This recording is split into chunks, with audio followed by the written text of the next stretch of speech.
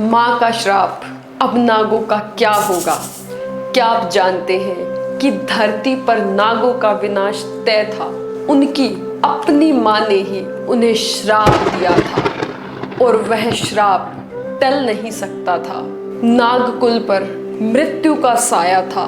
सर्पराज वासुकी व्याकुल थे, बचने का कोई उपाय नहीं सूझ रहा था।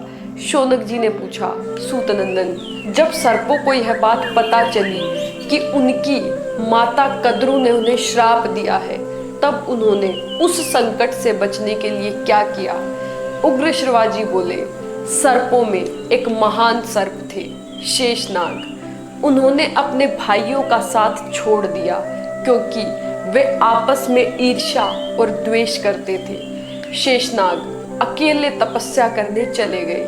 वे केवल हवा पीकर रहते, पर्वतों और तीर्थों में घूमते और मन को वश में करके एकांतवास करते। उनकी कठोर तपस्या को देखकर ब्रह्मा जी स्वयं उनके पास आए और बोले, वत्स शेष, तुम इतनी घोर तपस्या आखिर क्यों कर रहे हो? कोई प्रजा के हित का कार्य क्यों नहीं करते? बताओ, तुम्हारी क्या इच्छा है? शेष जी ने कहा, भगवान, मेरे भाई मूर्ख और द्वेषी हैं। मैं नहीं चाहता कि उनके संग मेरा कोई भी संबंध रहे, मरने के बाद भी नहीं। मेरी बस यही प्रार्थना है कि मेरी बुद्धि सदा धर्म, तप और शांति में लगी रहे। ब्रह्मा जी बोले, वत्स, मैं तुम्हारी धैर्य और संयम से बहुत प्रसन्न हूँ। अब मेरी एक आज्ञा स्वीकार करो। यह पृथ्वी लगातार हिलती डुलती है। इसे स्थिर करने के लिए तुम्हें इसे धारण करना होगा। शेष जी ने सिर झुकाकर कहा, पितामह, यह मेरा सौभाग्य होगा। कृपया पृथ्वी को मेरे ऊपर रख दीजिए। ब्रह्मा जी ने कहा, वत्स, पृथ्वी तुम्हें मार्ग देगी। तुम उसके नीचे जाकर उसे अपने फण पर थाम लो और स्थिर कर दो। ब्रह्मा जी की आज्ञा से शेषनाग धरती के नीचे गए और चारों ओर समुद्र से घिरी पृथ्वी को अपने फण पर धारण कर उसे स्थिर कर दिया। शेषनाग तब से स्थिर भाव से पृथ्वी को धारण कर रहे हैं। उनके धर्म, धैर्य और बल की प्रशंसा करके ब्रह्मा जी अपने लोक को लौट गए। उधर वासुकी नाग को जब अपनी माता कद्रू के श्राप की याद आई तो वे बहुत चिंतित हो उठे। उन्होंने सभी नाग भाइयों को बुलाया और कहा, भाइयों, माता का श्राप हमें नष्ट कर देगा। अब हमें उसका कोई उपाय ढूंढना होगा। समय रहते प्रयास करने से संकट टाला जा सकता है। सभी नाग विचार करने लगे। किसी ने कहा, हम ब्राह्मण बनकर जन्मेजय को यज्ञ करने से रोकें। दूसरे ने बोला, हम उनके पुरोहितों को ही मार डालते हैं तो यज्ञ भी रुक जाएगा। अब कुछ ने कहा, हम बादल बनकर यज्ञ की अग्नि को बुझा देंगे या फिर सामग्री को चुरा लेंगे।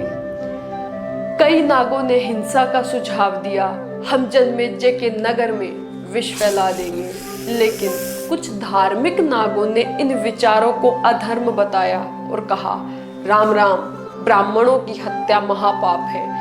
धर्म से ही संकट टलता है, अधर्म से नहीं। तब वासुकी ने कहा, तुम सब के विचार या तो हिंसक हैं या फिर अव्यवहारिक हैं। अब हमें अपने पिता कश्यप जी की शरण लेनी चाहिए। मैं सबसे बड़ा हूँ, इसीलिए जिम्मेदारी मेरी है। सोच समझकर ही कोई कदम उठाना होगा। उन्हीं में एक एलापत्र नाम का नाग था। वह कहता है, भाइयों, यज्ञ रुकना संभव नहीं, यह भाग्य की मार है, पर एक उपाय है, उसे सुनो। एलापत्र ने बताया, जब माता ने श्राप दिया था, मैं डर के मारे उनकी ही गोदी में छिप गया था। तब देवता ब्रह्मा जी के पास गए और पूछा, माता ने इतना कठोर श्राप क्यों दिया? आपने उसे रोका क्यों नहीं? ब्रह्मा जी ने उत्तर दिया, सर्प बहुत बढ़ गए हैं, वे विषैले और हिंसक हैं। प्रजा की रक्षा के लिए यह श्राप जरूरी था। लेकिन डरने की बात नहीं, धर्मात्मा नाग नहीं मरेंगे। एक ऋषि जरत्कारु और उनकी पत्नी से एक पुत्र जन्म लेगा, उसका नाम होगा आस्तिक। वही जन्मेजय का यज्ञ रोक देगा और नागों को बचा लेगा।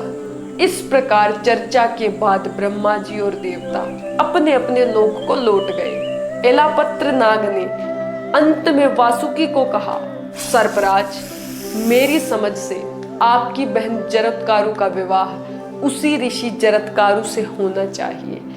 जब वे विवाह की इच्छा व्यक्त करें उसी समय आप उन्हें अपनी बहन का हाथ सौंप दीजिए। यही हमारे शाप से बचने का उपाय है।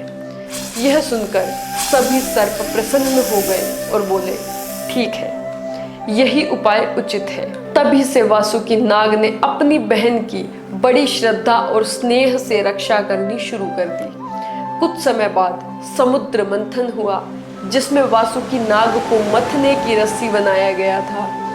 इस सेवा से प्रसन्न होकर देवता वासुकी को फिर ब्रह्मा जी के पास ले गए, जहां उन्होंने एलापत्र की बात दोहराई। इसके बाद वासुकी ने अपने सर्पों से कहा, अब तुम लोग ऋषि जरत्कारु को खोजो। जब भी वे विवाह की इच्छा प्रकट करें उसी समय मुझे सूचित करना। हमारे कल्याण का यही एकमात्र उपाय है। पर क्या वासुकी अपनी बहन का विवाह समय पर कर पाएंगे? क्या ऋषि जरत्कारु विवाह को स्वीकार करेंगे? और आस्तिक वह चमत्कारी बालक वह कैसे जन्म लेगा?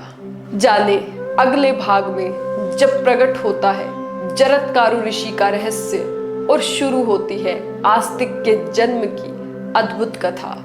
जय गौ माता, जय श्री हरि।